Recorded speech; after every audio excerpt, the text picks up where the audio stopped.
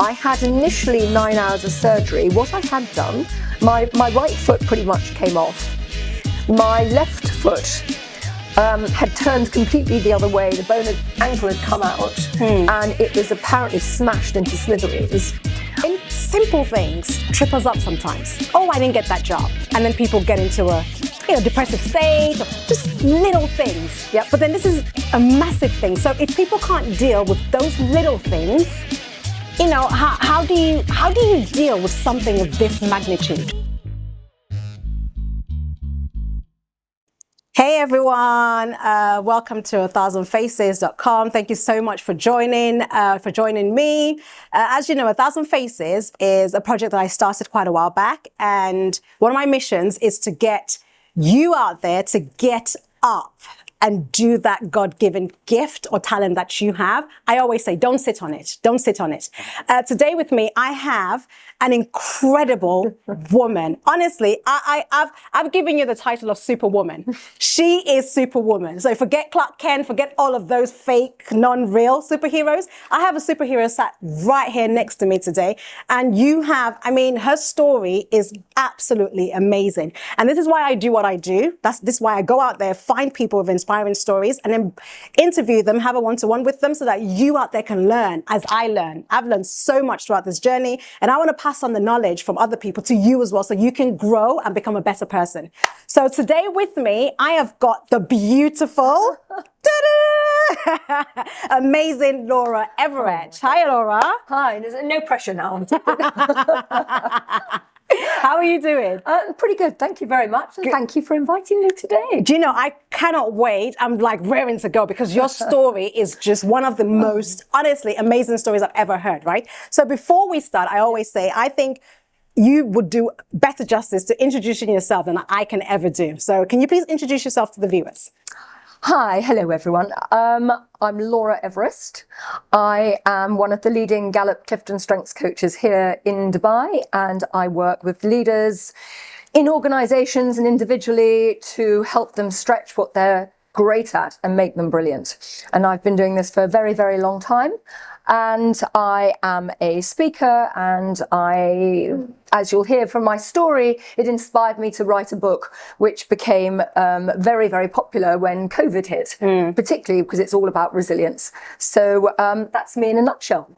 Okay, so you're an author and you've written a book. Can you please tell us a little bit about your book and how it's helped people around the world? Yeah, well, to be honest, it came about, when COVID hit, because people then started realizing that they were not very happy and they didn't feel, terribly strong. They felt really challenged and quite helpless. And I was approached by Gallup. I've helped write some of the resilience work for Gallup coaches globally. And I was getting approached by Gulf News and various things out here saying, Laura, as someone who does a lot of resilience, can you speak on TV? Can you give people some ways in which they can thrive? And I thought, okay, this is also a very good time to put my stuff down and share my story, because everyone has a story. We're all challenged, right? And I thought, well, let me just share mine and how I've managed. So yeah, I wrote this book. It's called Rebuilt to Last. It's on Amazon. And when I wrote it, it is a lot about my story, but a lot of stuff on positive psychology. I've got a lot of things I mentioned about circle of influence, mindset, thinking positive, managing emotions, looking at who's got your back in your friendships. I cover an awful lot of stuff. And I wrote it. I didn't write it specially for business leadership, but it did hit international bestseller in business. But I wrote it for anybody at all who felt that challenged, whether you're a mum trying to do 1,000,001 things, whether you're single, whether you're, professionally brilliant, whatever it might be, but feel overwhelmed at times. And I wanted something that was really easy to read, really easy to understand, and give tips and an understanding that I'm also challenged. I get what other people, I'm not superhuman, right? So I also feel grumpy and miserable at days, and I wanted people to know it's normal. We all have the right to feel that. In fact, we should feel emotion. So that's why I wrote my book. And there are lots and lots and lots of helpful tips in it to help people thrive. So yeah, that's why I particularly wrote it. And in fact, as a Gallup Strengths Coach, it is actually on the Global Coaches Resource Pack for resilience and helping others. What is resilience to you? What is that? How I understood resilience before my accident and my story to now are very different. I think if I put a general thing is being able to overcome challenge after challenge and thrive. That's really what it's about. And I think that originally, because I had spent many years, 25 years or so, training leaders around the world, speaking on stage, and I thought, you know what, I've really nailed it. And I understood resilience at that point to be all about, where something goes wrong, think positive, write in your gratitude journal, and you'll bounce back. But when I was really challenged, I recognized that is a load of twash. It's not sustainable, it doesn't work. And what I have learned is that when it comes to resilience, one, when you're really challenged, there's no bounce. Secondly, to thrive and deal with challenge after challenge, you have to have a strategy. And everyone's strategy is based solely on the way they think, their view of the world, their mindset. You have to make your own strategy. And the other thing is, I think when we used to think of resilience, and I'd say to people, can you think of who would strike you as someone very resilient? And we'd come back, we'd have all these ideas in our heads of, people who climb mountains and get their arms stuck in rocks and have to cut them off, and army SEALs, and you think, oh, wow. And you think, but that's them, that's not me. Right. What I've also learnt is you do not need some kind of superhuman gene to be resilient. You don't feel that, oh, I wasn't blessed with it, I can't do it. It is absolutely learnable. And I think the key thing is to recognize that if I can do it, and I'm just an average person who's thrived, anybody can, but I'm on a mission to help people understand how to manage that for themselves. Amazing. So let's jump into your story and what happened to you that made you, kind of like have that moment where it's like, wow, this isn't it, but this is it now. So can you share with us what happened to you? Yeah. Well, 10 years ago, in fact, it's almost 11 years, I used to be a runner. It's one of my favorite things I used to do. And I was just on a run in the morning before work. I used to run, I'm not a huge runner, I mean, let's put it in context here, but I would run maybe about 50 or 60 kilometers a week. And so to do a morning run was quite standard thing for me. And I was just out on a run, it was September time, and I was almost on my way home actually. And I was crossing quiet road and I was hit by a car and thrown 30 feet. And I just remember waking up in the road and thinking to myself, well, if I'm here, I've obviously been hit because I wouldn't choose to be here. And then I thought, okay, well, if I can think like this, there's obviously nothing wrong with my head. And I just kind of looked down and all I could see was, oh, I thought, where's my right foot? Wow. All I could see were two little bones sticking up. And I thought, where's my foot? And it was dangling on the road. And I had no idea about the rest of me at that time. I just knew that things hurt. My back was really sore. When I was in the ambulance, I realized both of my legs were separately managed. My arms were separately managed. My back hurt like mad and I had stuff going on all around my head. And when I got to the hospital, it was a bit frightening because I think I was met by, something like 12 doctors and they were all there busy. And I thought, oh my gosh, what have I done? But, I kind of felt, there's nothing I can do. Worrying about it's not going to help. I'm in the hands of people who know what they're doing. Right. And I just have to let it go and deal with it. I had initially 9 hours of surgery. What I had done, my right foot pretty much came off. My left foot had turned completely the other way. The bone ankle had come out and it was apparently smashed into smithereens. I separated my hamstring, which is where the car hit me. I broke my left elbow and had no lower arm at all.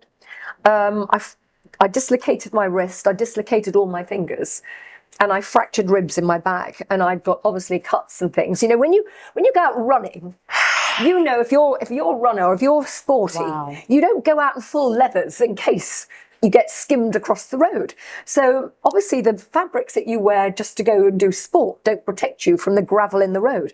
So I had lost quite a lot of surface skin as well. So it was all pretty uncomfortable.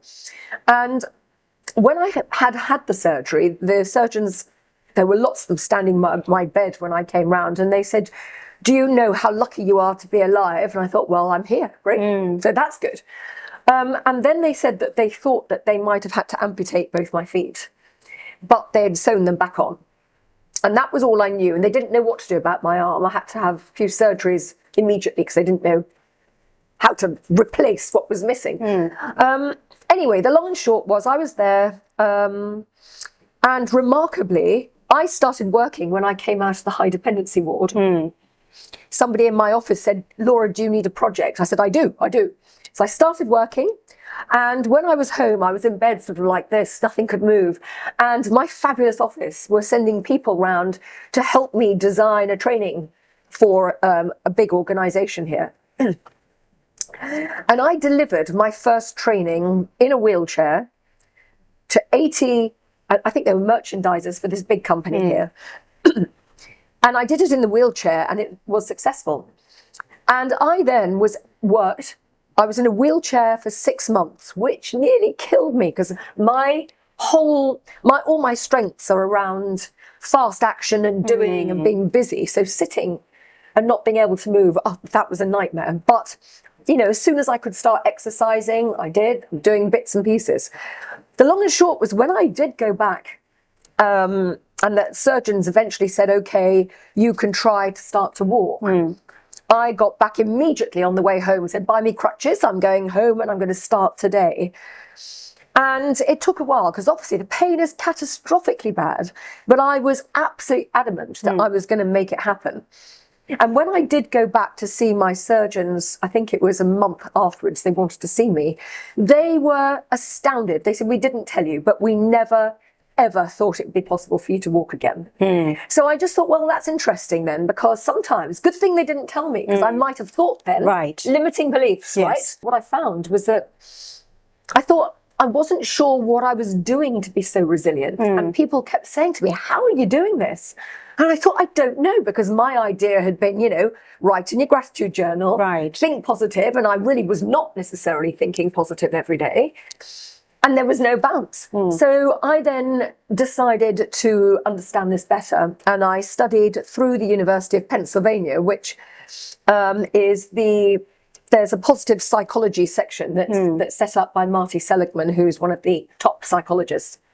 So I worked under him and his team, learned a lot about positive psychology and the way I instinctively thought. Then I did a deep dive into resilience to understand about strategy for thriving, not, you know, what do I need? You need to have steps that you can rely on, because when everything goes to pot and you're feeling emotionally all over the place and you feel that everything's been pulled away from you, you have got to know that there's something you know you can rely on that will help you get to where you want to be. So the strategies were important.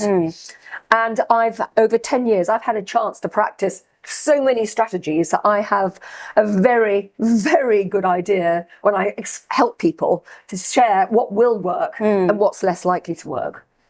And the other thing I realized was the importance of, one, understanding yourself.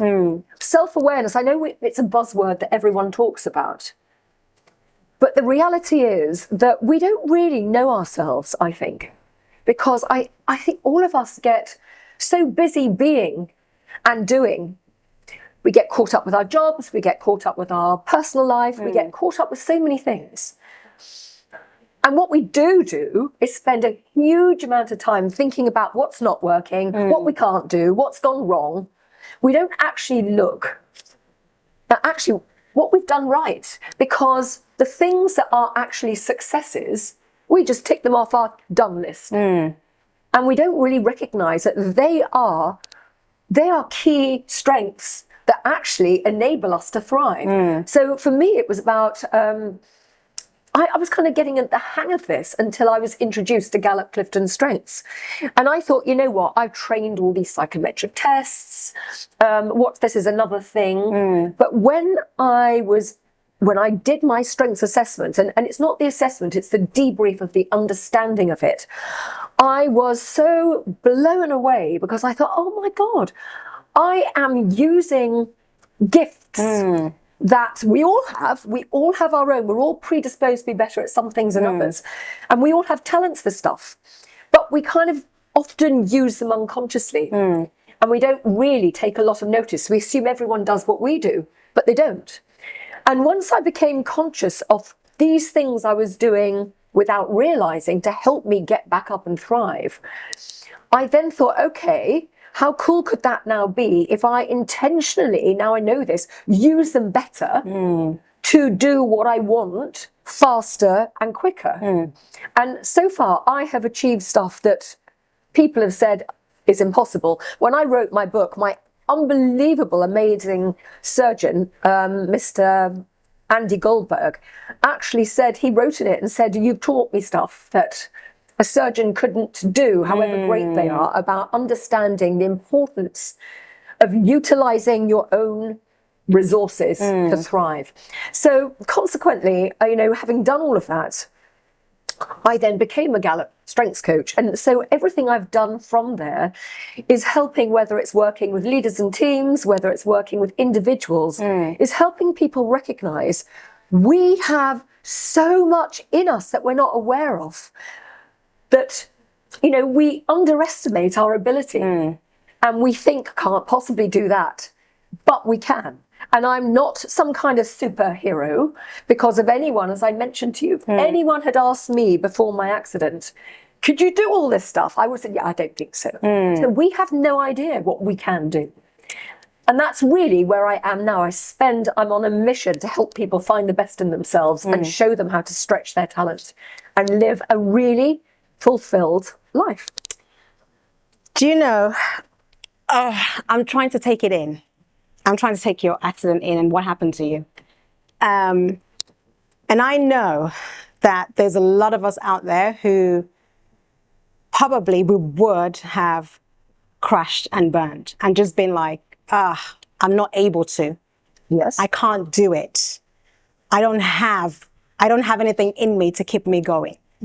How did you, what was that one thing that you thought helped you to overcome that? Because in this world we live in, simple things trip us up sometimes. Oh, I didn't get that job. And then people get into a depressive state or just little things. Yep. But then this is a massive thing. So if people can't deal with those little things, how do you deal with something of this magnitude? Because you know what? Most people don't look at the resources they've got. They're looking at what they don't have and they think, I can't cope because I don't do it like that. Therefore, I probably can't do it.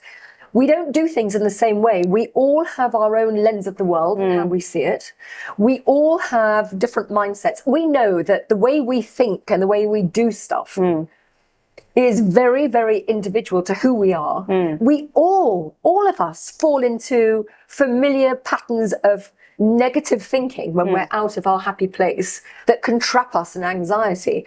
We get caught up on confusing maybe or dealing with emotion and not being able to separate that from fact. Sometimes we look at the thinking traps we fall into and we can allow them to think, well, now this has gone wrong. That's it. My life is over. Right. Everything's wrong. Right. I found out pretty quickly that one of my key strengths is positivity. So I am naturally inclined, even when the worst possible situation comes, I will be upset and miserable and say, okay, so what silver lining can I find from this and how do I move it forwards? Now, whether your cup is half full or half empty, part of that is genetics, but a lot of it is not. And the thing that you've got to realize with anything to do with resilience, it is not a bounce back, which means you have got, unfortunately, success doesn't come for nothing. It is about intentional purpose, grit, determination. But you've got to want to get better. You'll have some people who'll say, that's it, I'm done. Right. And if that's their choice, you can't change that because that's how they see it. They're not going to change. But the majority of us don't realize how much we have ourselves that we can manage. And it doesn't need to be the same as someone else's. Your strengths will be completely different from mine. But you will have things that you just do when you're in a difficult situation or a good situation that you probably don't notice because it's inherent in who you are and how you do stuff. And you just do it without thinking. That's why for me, the whole thing around recognizing what my strengths are and actually seeing it made me think, whoa, how have I missed this? How do I leverage this information more intentionally? But there are other things too that are important. I mean, mindset, it's all about mindset. That's a fact. And you can learn that. It is absolutely, I train people on mindset and we all have inner resources, and I start working with what you have, what you're good at, and how you look at your successes to build more success and not worry about what you can't do. Because honestly, other people can do what you can't do. Look at the value that you have for yourself. How do you grow your own value of who you are? The other thing I think that's really important is purpose. I know you hear that talked about finding your why, Simon Sinek, all these things. But here's the thing. You don't need to have to want to change the world. You don't need to have some grand, big desire. But if you don't have a goal, if you like, you can fall off the track and not be committed. And for me, when I had this accident, or after the accident, when I realized what I could do, I thought, stop wasting time not helping other people do this, because I know it's achievable. I've trained leaders and people around the world all my life. And if I can train them on leadership and development, I can show people how to be resilient. Because actually, every single person has things within them that can help them thrive. But they're not always aware of what those things are. So my purpose became very much about, I'm committed to doing this. Why waste a good accident? I'm obviously, I didn't die. And for those of you who are religious, the thing is, I'm obviously saved for some reason. So stop faffing around and do something that's useful and impactful with what you're doing. And so that is my key focus. And I keep that because every time I have surgery, and I've had a lot of surgery, it's hard. You just think, no, I'm just up and going, and here I am back on crutches in pain. I mean, I can't remember when I wasn't in pain. But the point is, you're restricted again and you feel I'm going backwards again. And then you say, hang on, my purpose. Why am I doing this?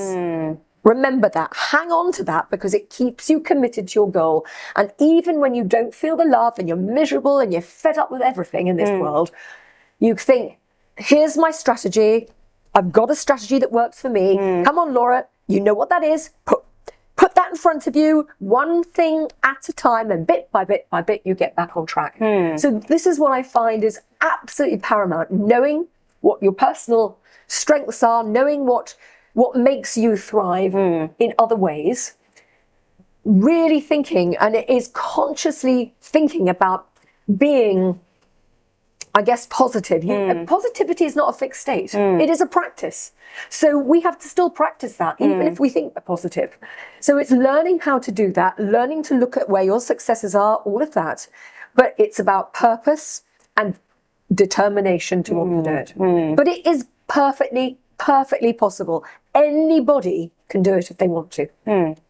So if you're out there, because, I know that we're all on a journey.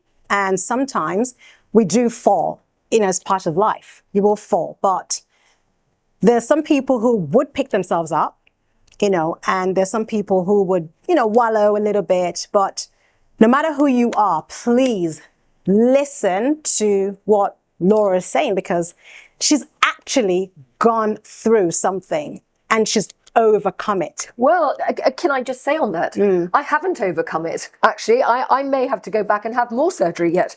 I live it every single day. Surgery's not done for me. I still worry that there's still possibility I may have amputation in my left foot. What did you do that the doctors told you, no, you're not able to do it, but you did it? Well, I decided this year that this was the first year that I haven't had to have surgery. And I was absolutely thrilled, obviously. So I said to my surgeons in London, well, in that case, I'm going to enter the 10K in Dubai in January. And they said, there's no way. You've got so much, my whole ankles, I have ankle replacements, I've got fusions, I've got plates, pins, you name it, very little movement. But I mean, I still do sport every day, but I have to be selective as to what I can do. And I said to them, I'm gonna do the 10K. Now, I know I'm not amazing, but I used to be able to run it in about 44 minutes. And my biggest fear was not, could I do 10K? Because I knew I could. I didn't want to come last. And I thought, oh God, that's so sad. But I thought, I'm going to try it. So I did do it this year. And although I can't run, I can put on a pretty good trot. And I did it in 63 minutes and came in the top third of all Dubai runners. Wow. So it just goes to show, if you believe in yourself, it's amazing what you can achieve if you put your mind to it. That's amazing. That's amazing. I mean, that's really helped me to put things in perspective a little bit more, because I believe there's so many of us out there who we have a passion to do something, but because of fear, because of all sorts of excuses, we are operating on that good level as opposed to that excellent level. Laura, imagine there's somebody, a woman, a teenager, anyone watching, and they're really gripped by your story, by what you said. Can you share one word of encouragement to them? Like, what do they do now, especially if they're trying to overcome something? I think the most important, there's just so many things I could recommend. But I think what's very, very important is being able to take control. Because the one thing that's horrible, we are predisposed, hardwired to move away from things that are threatening to us, right? Well, of course we are. And we will naturally go towards something that's positive. So a lot of challenges are threats. And that makes us uncomfortable because it's a place of uncertainty for us. And that's what makes us feel helpless and frightened. So the most important thing is about taking control. And this is being able to putting yourself back in the driver's seat. And how I do that, for any of you who are familiar with Stephen Covey, and he says, with all the things that worry us, that frighten us, that, we feel anxious about, break them down, break it down look at each individual thing and look at, for everything you feel worried about, just say, do I have any control over this? Is there something I can do, any action I can take to grab back the control wheel a little bit? What can I do? And what tends to happen is we find that there's actually a lot more that we can do that we haven't recognized. And what he says is work on the things that are in your control to work on. And as hard as it is, stop worrying so much about what you can't do and what you have no control over. Because if you can't change it, you're just wasting energy, anxious about that. So try to look at where you can control things and look at focusing on the things that keep you in the driver's seat. And you'll be surprised that bit by bit by bit, you'll find that little sphere of influence that you started with grows and grows. And suddenly you realize you're much more in control. You have so many more things you're capable of than you ever realized you had. So that's something that for me, I work on that all the time. What can I do? Where do I take control? How do I follow this through? So if I wanted to have a session with you, which I am going to actually, because I do want to improve on myself. So what does that look like? Okay, so the way I work things, obviously, working with Gallup, I do everything using the Gallup-Clifton Strengths Assessment. So the first thing is to actually take the assessment. So I normally will send out the link, it's online, but if I send it, I get control of your answers. Right. And then what I do is I analyze that, because there are 34 talent streams that Gallup recognize. And what it does is just help us understand our way of thinking. Why do we make the choices we do? And it looks at various criteria of how that works. You have a 1 in 33 million chance of having the same top 5 strengths in the same order as anyone else in the world, and a 1 in 6 billion chance of having the same top 10 strengths as anyone in the world. And you have 34 talent streams. So what I do is have a look and analyze first and understand what it's telling me. Then I normally will do a 2-hour debrief with the person, for them to understand what it means, what it looks like for them, how it shows up for you, because your strengths don't work on their own. It's a bit like, I get frustrated when organizations or people say, I did my strengths and there's my list. And I think, well, so what? What does that tell you? It's a bit like getting a color palette and saying, these are my colors. Well, so what? The idea is, and then someone saying, well, let me show you your top 5. I'm thinking, but you've got a whole palette here. Why are you only looking at 5 things when there's 34 here to be looked at? So what I do is really look at, because what is so unique about us is not just the profile, but how we combine strengths, how strengths work together to achieve different things. So it's a bit like saying you have a color palette and then saying, okay, so of these, how do I make that palette enormous by mixing colours together to get a different outcome? And we look at what that means, and we look at that in terms of then how do you, so what, again, it's strengths, but how do you then focus that on what you're trying to achieve or the goals you've got, and then how do you consciously leverage what you do well? So one, you gain mastery in what you're really good at, and secondly, you look at how you can take something good to make it excellent. But strength doesn't mean we ignore weaknesses, right? Because we all do stupid things or things we find hard to do. It's about saying, that's okay, let's look at what those are as well. And let's look at how we mitigate that more effectively from a strengths perspective. So we look at all these things, we look at the glare factors, the things that we're always going to find hard, or the things that catch us out. And we just look at, how do we manage those more effectively? So normally I would do the assessment, a 2-hour debrief, and then normally for the introduction, which is the shortest thing, we then, when people have gone away and absorbed all this mighty information, we normally follow that up with a 1.5-hour coaching session, so that we say, okay, how do you want to project this now? Where do you want to start? And then from there, some people say, that's good, I'm happy, I've got this, I'm going to go. And others then say, actually, I would like coaching. And then I have various systems on how that works. So I do this, this is individually. On the other hand, I do a lot of things in organizations where I work with leadership teams or teams per se, and we do a group debrief, which is slightly different. It's not as in-depth, but it still enables people to understand what they uniquely bring to the table. And then to look at, once we've worked out our own combinations of what we can do and how we can leverage it, then it's complementary partnership. How do we work well together? What do you do that I can't do? Or what do we both do and how do we elevate it? So that's kind of how it can work. Amazing. Wow.